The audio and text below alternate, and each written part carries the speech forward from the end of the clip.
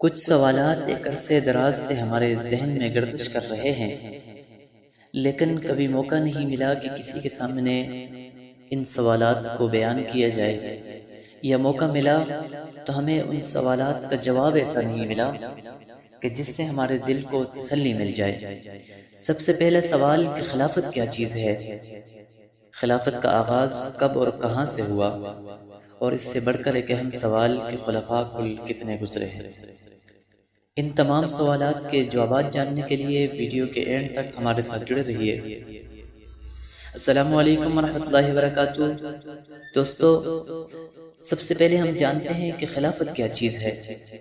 خلافت در حقیقت خلیفہ سے ہے، اور خلیفہ کا مطلب ہے کسی کا جانشین، کسی کا نائب۔ اب ہم جانتے ہیں کہ خلافت کا آغاز کب سے ہوا۔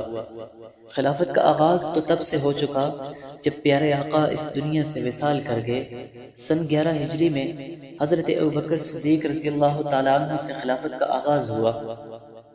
پھر ہم یہ جانتے ہیں کہ خلفاء کل کتنے گزرے۔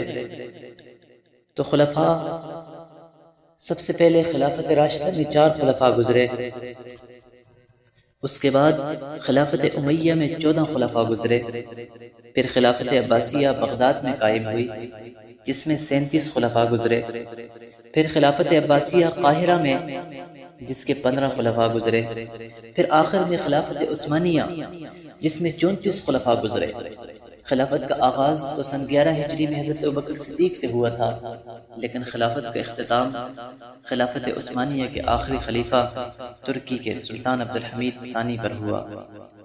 یہ اختتام 1924 عیسوی اور 3142 ہجری میں ہوا۔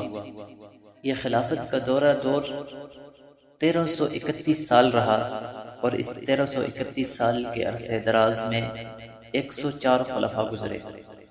104 خلفاء کے حوالے سے مورخین لکھتے ہیں، بعض حضرات فرماتے ہیں کہ خلفاء کل 99 تھے، بعض کل 106 بیان کرتے ہیں۔